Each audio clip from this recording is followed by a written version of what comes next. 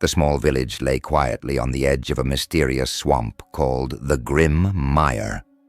Villagers avoided the bog, knowing the ancient legends that claimed it was cursed.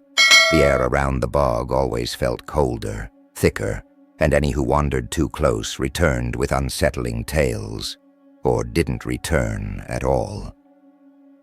One night, a bold young man named Thomas decided to venture into the bog, dismissing the warnings as mere superstition.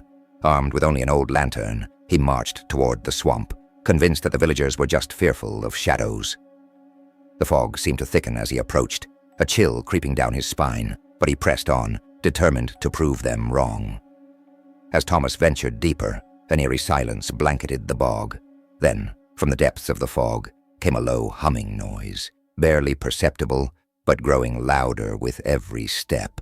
The ground beneath him seemed to shift, as though the swamp was alive and breathing. The fog swirled around him, distorting the world into something otherworldly.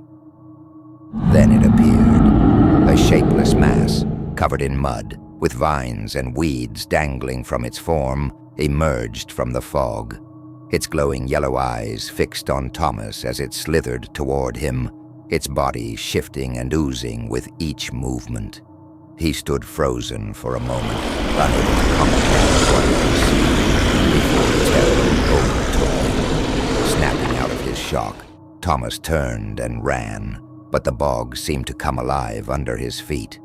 The mud thickened, sucking at his boots, and the twisted roots of trees began to writhe like serpents.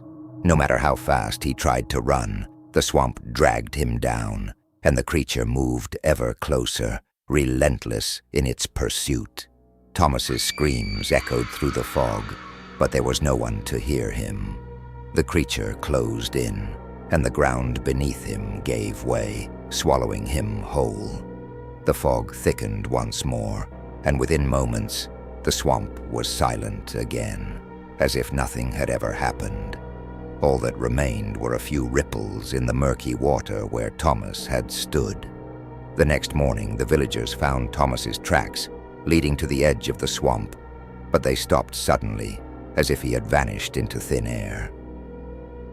The villagers, now filled with dread, retreated even further from the bog, muttering prayers and warnings to one another. They knew something ancient and evil had claimed him. A skeptical farmer named Samuel decided to investigate. Armed with a rifle, he marched toward the swamp, confident that he could disprove the villagers' fears. As he approached, the fog once again grew thicker, and the strange humming returned, growing louder with each step. Soon the same creature that took Thomas appeared before him, its yellow eyes glowing ominously.